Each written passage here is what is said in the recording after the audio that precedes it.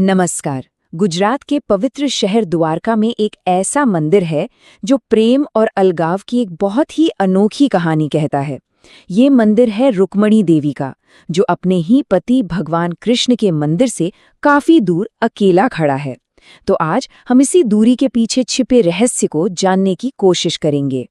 तो सवाल सीधा सा है, द्वारका की रानी अपने ही राजा के मंदिर से दूर क्यों है? आखिर क्या वजह है कि भगवान कृष्ण की पत्नी देवी रुक्मणी उनके भव्य द्वारकाधीश मंदिर का हिस्सा नहीं है? चलिए इस पहेली को सुलझाने की कोशिश करते हैं।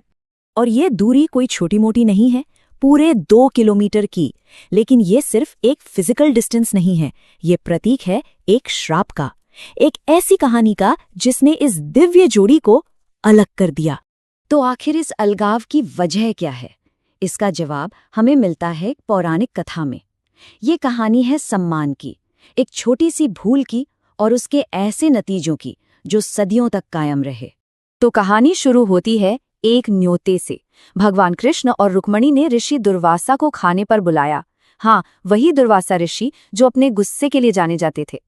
तो ये सम्मान दिखाने का एक बहुत बड़ा मौका तो था, पर इसमें खतरा भी उतना ही बड़ा था। अब कृष्ण और रुक्मणी ने भी ऋषि के आदर सत्कार में कोई कमी नहीं रखी। वो खुद ऋषि को अपने रथ पर बिठाकर घर ला रहे थे।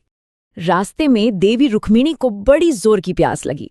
अब प्यास लगना तो एक आम बात है ना? लेकिन यही वो पल था जब सब कुछ बदलने वाला था। तो प्यास से परेशान होकर रुक्मिणी ने पानी पी लिया, लेकिन यहीं पर उनसे एक चूक हो गई। उन्होंने अपने मेहमान ऋषि दुर्वासा से पूछा नहीं। देखिए, परंपरा ये है कि पहले मेहमान को पानी दिया जाता है, और यही छोटी सी भूल बहुत भारी पड़ने वाली थी। बस इतनी सी बात पर ऋषि दुर्वासा का गुस्सा भड़क गया। उन्हें लगा कि ये उनका अपमान है, और उन्होंने उसी पल श्राप दे दिया, तुम दोनों को अलग रहना पड़ेगा। उनके ये शब्द मानो पत्थर की लकीर बन गए, और इसी श्राप की वजह से आज भी दोनों के मंदिर अलग अलग हैं। तो चलिए अब इस कहानी से आगे बढ़ते हैं और उस मंदिर पर नजर डालते हैं जो आज भी इस कहानी की गवाही देता है। ये सिर्फ एक पत्थर की इमारत नहीं है, ये एक ऐसी कहानी है जिसे खुद वक्त ने गढ़ा है। ये मंदिर कोई आज का बना हुआ नहीं है। ऐसा माना जाता है कि इसे लगभग 12वीं सदी में बनाया गया था, और तब से लेकर आज तक सदियों से ये जगह शांति और भक्ति का एक बड़ा केंद्र बनी हुई है। इस मंदिर का आर्किटेक्चर वाकई कमाल का है। इसकी दीवारों पर इतनी खूबसूरत नक्काशी की गई है जिसमें देवी देवताओं की मूर्तियां हैं। ऐसा लगता है जैसे अभी बोल पड़ेंगी। मंदिर भले ही बहुत बड़ा न हो, पर यहाँ का शांत और पवित्र माहौल दिल को छू लेता है। तो आज के समय में इस मंदिर की क्या अहमियत है? देखिए, ये सिर्फ एक हिस्टोरिकल मॉन्यूमेंट नहीं है, ये आज भी हजारों लाखों भक्तों के लिए आस्था का एक जीता जागता केंद्र है।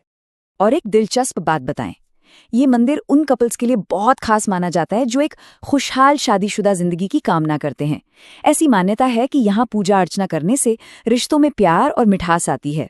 यहाँ पर रुक्मणी विवाह उत्सव और जन्माष्टमी जैसे त्योहार बहुत ही धूमधाम से मनाए जाते हैं। इन मौक़ों पर तो मंदिर का पूरा माहौल भक्ति और खुशी से सराबोर हो जाता है। तो आखिर में सवाल ये उठता है कि ये मंदिर हमें सिखाता क्या है? इसका मतलब इसकी दीवारों और पत्थरों से कहीं ज्यादा गहरा है। रुक्मिणी देवी का मंदिर सिर्फ एक पूजा की जगह नहीं है, ये हमें एक बहुत ताकतवर संदेश देता है, एक ऐसी सीख जो आज भी उतनी ही जरूरी है। ये एक जीती जागती कहानी है, प्रेम की, त्याग की और अटूट विश्वास की। ये हमें सिखाती है कि कैसे कभी-कभी एक श्राप भी तपस्या और भक्ति का एक अनोखा रूप ले सकता है। और हम आज की बात को इसी एक सवाल पर छोड़ते हैं कि क्या अलगाव भी भक्ति का ही एक रूप हो सकता है?